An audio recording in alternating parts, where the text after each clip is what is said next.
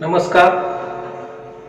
आज आपण अरिस्टॉटलच्या आदर्श राज्यासंबंधीची चर्चा करणार आहोत. या अगोदरच्या व्हिडिओमध्ये आपण अरिस्टॉटल या विचारवंताचा राज्यविषयक जो काही दृष्टिकोन होता त्या राज्यविषयक दृष्टिकोनाची चर्चा आपण केली. राज्यविषयक दृष्टिकोनाची चर्चा करत असताना अरिस्टॉटलला राज्य कशा प्रकारचं अभिप्रेत होतं, राज्याचा उदय कसा झाला, राज्याचं स्वरूप कशा पद्धतीचं असावं आणि राज्यानं समाजामधली कोणती कार्य करावीत या दृष्टिकोनातून जी विविध ठिकाणी मांडणी केलेली आहे त्या मांडणीचा एकत्रित सारांश आपण राज्यविषयक विचार या शीर्षकाखाली बघितलेला होता. हे बघत असताना अरिस्टॉटलची एक अध्ययनाची पद्धती आपल्याला लक्षात आली की अरिस्टॉटल हा एक वास्तववादी विचारवंत आहे, व्यवहारवादी विचारवंत आहे आणि त्याचबरोबर प्रत्येक बाबीमध्ये मध्यममार्गी गोष्टींचा अवलंब हा अरिस्टॉटलने केलेला आपल्याला दिसून येतो. अरिस्टॉटल हा मध्यममार्गी विचारवंत आहे, त्याचबरोबर व्यवहारवादी विचारवंत म्हणून देखील या विचारवंताचा उल्लेख केला जातो आणि त्याच गोष्टीची छाप ही अरिस्टॉटलच्या राजकीय तत्वज्ञानावर पडलेली देखील आपल्याला दिसून येते. अरिस्टॉटल कोणतीही गोष्ट ही पूर्वांपार चालत आलेली आहे म्हणून ती जशाला तशी स्वीकारत नाही किंवा पूर्वांपार चालत आलेल्या काही वाईट गोष्टी आहेत असं वरवरती वाटत असताना आपण त्या गोष्टी टाळल्या पाहिजेत या गोष्टीवर देखील अरिस्टॉटल विश्वास ठेवत नाही. अरिस्टॉटल कोणती गोष्ट स्वीकारायची आणि कोणती गोष्ट स्वीकारायची नाही या गोष्टीचा वैज्ञानिक पद्धतीच्या आधारावर विचार करतो आणि ती विचार केल्यानंतरच मग अंतिम निष्कर्षाला अरिस्टॉटल येतो आणि त्यामुळेच अरिस्टॉटलच्या राजकीय सिद्धांतांमध्ये खऱ्या अर्थानं शास्त्रीय पद्धतीचा अंतर्भाव असलेला आपल्याला दिसून येतो. आणि म्हणूनच अरिस्टॉटलच्या राजकीय सिद्धांतांनी राज्यशास्त्राला एक स्वतंत्र शास्त्राचा दर्जा प्राप्त करून दिला. त्यामुळे अरिस्टॉटल हा राज्यशास्त्राचा जनक समजला जातो. आज ज्या विषयावरती आपण चर्चा करणार आहोत तो म्हणजे अरिस्टॉटलचा आदर्श राज्य. ज्या प्लेटोच्या पाठशाळेमध्ये अरिस्टॉटल शिकत होता त्या प्लेटोच्या पाठशाळेमध्ये शिकत असताना आपला असणारा गुरु प्लेटो, त्या प्लेटोनं जी आदर्श राज्याची संकल्पना मांडली ती आदर्श राज्याची संकल्पना ही अरिस्टॉटलला मात्र काही रुचलेली नव्हती. प्लेटोनं आपल्या तत्वज्ञानामध्ये आदर्श राज्याची संकल्पना ही काल्पनिकतेच्या आधारावर मांडली.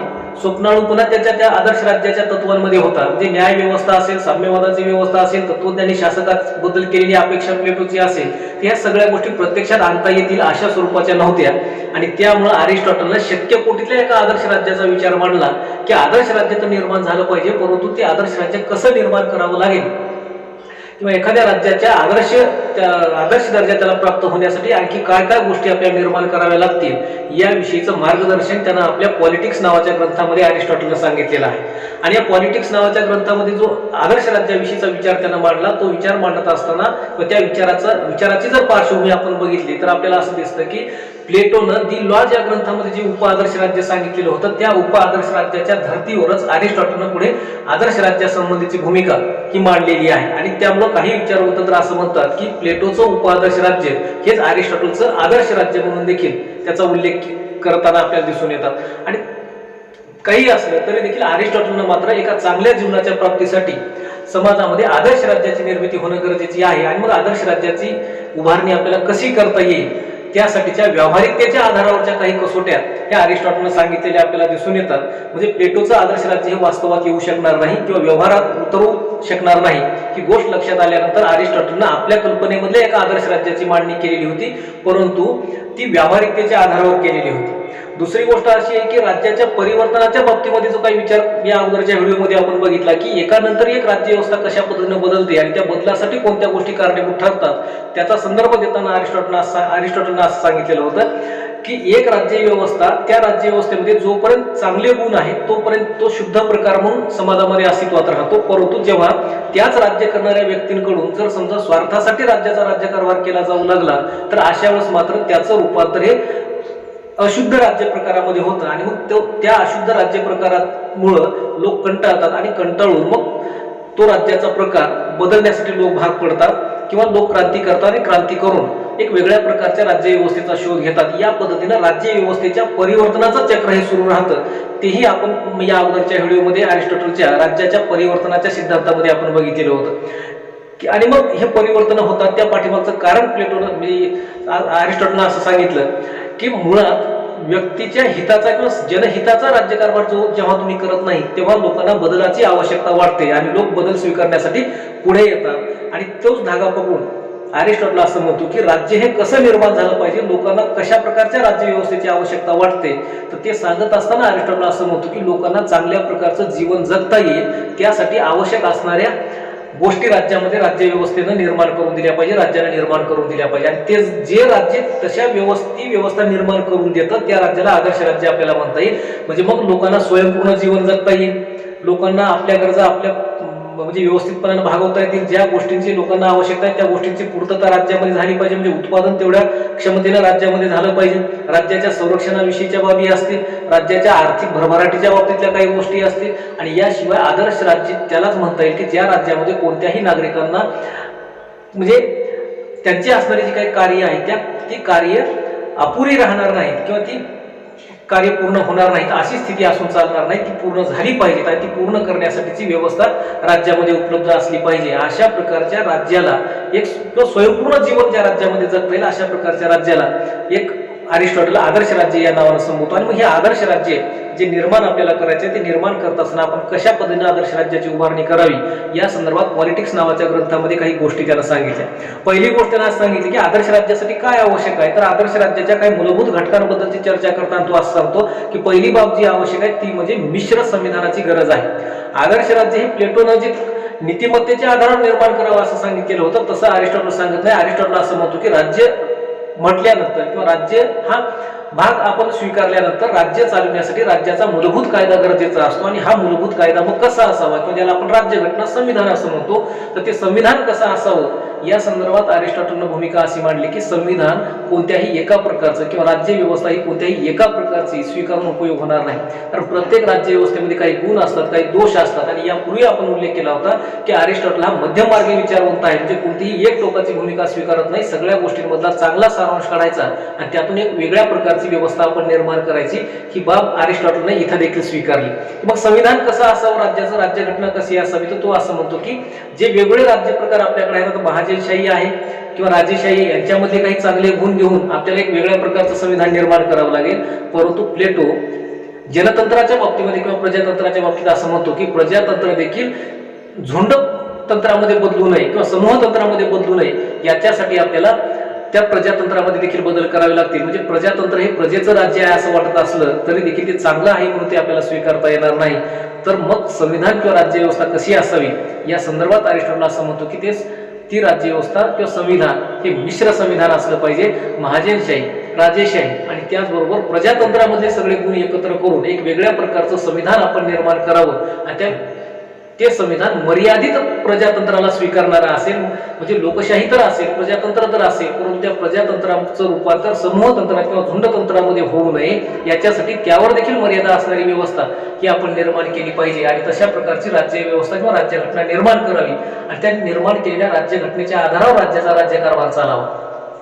ही बाब अरिस्टॉटलची आपल्याला अतिशय उपयुक्त स्वरूपाची वाटते, कारण अरिस्टॉटलनं जे मिश्र संविधान सांगितलं त्या तशा स्वरूपाच्या मिश्र संविधानाची पद्धती ही आपल्या भारताची राज्यघटना निर्माण करताना देखील आपण स्वीकारलेली आहे. आपण अनेक देशांच्या राज्यघटनांचा अभ्यास केला आणि त्यातून चांगल्या गोष्टी स्वीकारल्या आणि त्यातून या जनतेला अधिक चांगलं राज्य कसं देता येईल याचा प्रयत्न भारतीय संविधानानं केला. तसाच प्रयत्न अरिस्टॉटलने देखील आपल्या मिश्र संविधानामध्ये केलेला आपल्याला दिसून येतो. दुसरी बाब आदर्श राज्याच्या बाबतीमध्ये अरिस्टॉटलने अशी सांगितली की आदर्श राज्याच्या लोकसंख्येच्या बाबतीमध्ये त्याने विचार मांडला की आदर्श राज्याची लोकसंख्या किती असावी. आता प्लेटो आणि अरिस्टॉटलचा सातत्याने आपण तुलनात्मक अभ्यास केला पाहिजे. प्लेटोने सांगितले की 5040 एवढी नगर राज्याची लोकसंख्या असावी, पण अरिस्टॉटल मात्र इथं अशा स्वरूपाचा लोकसंख्येचा कोणताही आकडा सांगत नाही. तो असं म्हणतो की आपली जी काही ग्रीक मधली राज्य व्यवस्था आहे त्या ग्रीक मधल्या नगर राज्यांना साजेशी लोकसंख्या असली पाहिजे किंवा त्या लोकसंख्येचा भार त्या नगर राज्याला पेलता आला पाहिजे, एवढीच लोकसंख्या असावी. म्हणजे फार जास्तही असू नये आणि फार कमी देखील लोकसंख्या असू नये असा एक विचार, मध्यममार्गी विचार लोकसंख्येच्या बाबतीमध्ये त्यानं मांडलेला आहे. म्हणजे राज्याची कमी लोकसंख्या असेल तर अशाच राज्याच्या संरक्षणाचा प्रश्न किंवा राज्यामध्ये विविध कामांचा प्रश्न निर्माण होईल. दुसरी गोष्ट, राज्याची लोकसंख्या जर फारच मोठी असेल तर तुमच्या मोठ्या वाढत्या लोकसंख्येचा भार हा तुमच्या भूप्रदेशावर पडेल, त्यामुळं ती लोकसंख्या ही फार कमी किंवा फार जास्त असू नये. तशा स्वरूपाची भूमिका ही आदर्श राज्याच्या भूप्रदेशाच्या बाबतीमध्ये अरिस्टॉटलनं मांडलेली आपल्याला दिसून येते. की राज्याचा भूप्रदेश कसा असावा, तर तो असं म्हणतो की राज्याचा भूप्रदेश इतका असावा की जो तुमच्या राज्यातील लोकसंख्येला सुखी समाधानी जीवन जगण्यासाठी पुरेसा असेल अशा स्वरूपाचा असावा. म्हणजे राज्याचा भूप्रदेश हा शेती करण्याच्या दृष्टिकोनातून सुपीक असावा असं तर तो म्हणतो, परंतु त्याचबरोबर राज्याच्या भूप्रदेश हा सुरक्षित देखील असला पाहिजे. म्हणजे बाह्य आक्रमणापासून फारसा काही धोका त्या राज्याला असणार नाही अशा प्रकारची राज्याची भौगोलिक परिस्थिती असली पाहिजे. म्हणजे इथं प्लेटोच्या उलट भूमिका ही अरिस्टॉटलने घेतली आहे. अरिस्टॉटल असं म्हणतो की राज्याचा भूभाग हा समुद्र किनाऱ्याच्या जवळ असायला पाहिजे, प्लेटोनं तो दूर असायला पाहिजे असं म्हटलं होतं. अरिस्टॉटल जवळ असावा असं का म्हणतो, त्याचं कारण त्यानं असं सांगितलं की समुद्र मार्गे आपल्याला व्यापार इतर राज्यांबरोबर वाढवता येईल आणि राज्याची भरभराटी करता येईल. त्याचबरोबर म्हणजे व्यापाराच्या सुलभतेसाठी समुद्र किनाऱ्याच्या लगत हा राज्याचा भूप्रदेश असावा असं तो म्हणतो. आणि त्याचबरोबर राज्याच्या सीमा ह्या भक्कम सुरक्षित करण्याचं काम देखील आपण केलं पाहिजे. भूप्रदेशातील हवामान देखील त्यानं सांगितलं की फार उष्णही असू नये, फार शीतही असू नये, म्हणजे मध्यम स्वरूपाचं राज्याचं हवामान देखील असलं पाहिजे. अशा स्वरूपाची भूमिका त्यानं राज्याच्या भूप्रदेशाच्या बाबतीमध्ये मांडली. म्हणजे राज्याची लोकसंख्या आणि भूप्रदेश याच्यामध्ये मध्यम मार्गी भूमिका ही अरिस्टॉटलनं मांडलेली आपल्याला या ठिकाणी दिसून येते. म्हणजे अशा स्वरूपाचं जर भूप्रदेश आणि लोकसंख्या जर राज्याला लाभलेली असेल तर असंच राज्य आपली आर्थिक प्रगती करू शकतं किंवा ते राज्य आपली भरभराट करू शकतं. आणि त्या दृष्टिकोनातून त्यानं पॉलिटिक्समध्ये मार्गदर्शन केलं की राज्याचा भूप्रदेश अशा पद्धतीचा जर असेल त्या राज्याला आणखी भरभराट करण्यासाठी संधी मिळू शकते, ही बाब त्यांना आवर्जून इथं उल्लेख केलेली आहे. तिसरा मुद्दा त्यांना असं सांगितला की राज्यातील सामाजिक जे काही वर्ग आहे त्या समाजाचं वर्गीकरण कसं असलं पाहिजे, त्या सामाजिक वर्गीकरणाच्या बाबतीमध्ये देखील त्यानं भूमिका मांडली. तो असं म्हणतो की राज्यामध्ये त्यानं सगळ्या गोष्टींचा अभ्यास केला आणि तो असं म्हणतो की राज्यामध्ये साधारणतः 6 प्रकारची कामं असतात. एक उत्पादनाचं काम असतं, म्हणजे अन्नधान्याच्या उत्पादनाचं काम असतं. दुसरं कला कौशल्याचं काम असतं. तिसरं शस्त्रास्त्रांचं काम असतं. चौथं धार्मिक कार्याचं काम असतं. 5वं संपत्तीचं काम असतं आणि 6वं सार्वजनिक हिताचं काम. अशी 6 कार्य जर त्यानं महत्वाची मानलेली नाही, त्या 6 कार्य करणाऱ्या 6 गटांची किंवा 6 वर्गांची आवश्यकता आहे असं तो म्हणतो. तो असं म्हणतो की अन्नधान्याच्या निर्मितीसाठी शेतकऱ्यांचा एक वर्ग असावा. म्हणजे 6 वर्ग त्यानं सांगितलेले आहेत. एक शेतकऱ्यांचा वर्ग, दुसरा शिल्पशास्त्रज्ञांचा म्हणजे कलाकारांचा वर्ग, तिसरा सैनिकांचा वर्ग, चौथा पुरोहितांचा वर्ग धार्मिक कार्य करण्यासाठी लागणारा, चौथा संपत्ती कमविण्यासाठी व्यापाऱ्यांचा वर्ग आवश्यक आहे आणि 6वा प्रशासकांचा वर्ग आवश्यक आहे. म्हणजे अशा 6 वर्गांची निर्मिती ही केली पाहिजे किंवा हे 6 वर्ग आदर्श राज्यासाठी आवश्यक आहेत असं तो म्हणतो. आणि त्यांना जी काही कामं आता त्यांच्या वाट्याला आहेत ती कामं त्यांनी करावीत, परंतु प्लेटोपेक्षा थोडीशी आधुनिक किंवा पुढची भूमिका इथं अरिस्टॉटलनं अशी घेतली की तुम्हाला वर्ग बदलण्याची संधी असेल, तुम्हाला योग्य त्या वयामध्ये योग्य जो काही तुम्ही कार्यभार निवडलेला आहे त्यापेक्षा जर वेगळा कार्य करण्याची जर तुमच्यामध्ये क्षमता पुढच्या काळामध्ये निर्माण झाली तर एका वर्गातून दुसऱ्या वर्गामध्ये जाण्याची संधी देखील तुम्हाला दिली जाईल. अशा स्वरूपाची वर्गीय स्वातंत्र्याची संकल्पना देखील अरिस्टॉटल इथं मांडलेली आहे. म्हणजे कोणत्याही एका कामाला चिटकून बसण्याची गरज नाही. आपल्याला जर दुसऱ्या कामामध्ये आपलं हित वाटत असेल किंवा कार्यामध्ये वाटत असेल तर आपण तो वर्ग देखील बदलण्याची संधी तो देतो. म्हणजे प्रत्येक व्यक्तीने ती कामं केली पाहिजेत किंवा तशा स्वरूपाची कार्य, वेगळ्या स्वरूपाची कार्य करण्याचं स्वातंत्र्य त्यानं कार्याचं स्वातंत्र्य दिलेलं आहे, कार्यविभाजनाचं स्वातंत्र्य दिलेलं आहे. आणि त्या आधारावर आदर्श राज्याची अधिक भरभराट करता येईल हा त्या पाठीमागचा हेतू अरिस्टॉटलचा असलेला आपल्याला दिसून येतो. या ठिकाणी मात्र जे 6 वर्ग त्यानं सांगितले त्या 6 वर्गांपैकी पहिल्या 4 वर्गाला त्यानं पहिले जे काही 2 वर्ग आहेत म्हणजे अन्नधान्य उत्पादन करणारा शेतकऱ्यांचा वर्ग आणि त्यानंतर कलाकारांचा वर्ग, ह्या लोकांना मात्र तो नागरिकत्व देऊ नये आणि यापासून तो वंचित ठेवतो किंवा नागरिकत्व देण्यापासून वंचित ठेवतो. पहिल्या 2 वर्गाला नागरिकत्वाचा अधिकार असू नये आणि बाकीचे राहिलेले 4 वर्ग आहेत त्यांना मात्र नागरिकत्व द्यावं. ही एवढी एक बाब मात्र अरिस्टॉटलच्या विचारामध्ये आपल्याला चुकीची असलेली दिसून येते की समाजातील 2 वर्गांना तो नागरिकत्व मिळण्यापासून वंचित करतो. कारण नागरिकत्वाच्या बाबतीमध्ये अरिस्टॉटलची अशी भूमिका होती की जे राज्याच्या प्रत्यक्ष अप्रत्यक्ष कार्यामध्ये किंवा प्रशासनामध्ये सहभागी होतात त्यांना नागरिकत्व दिलं पाहिजे.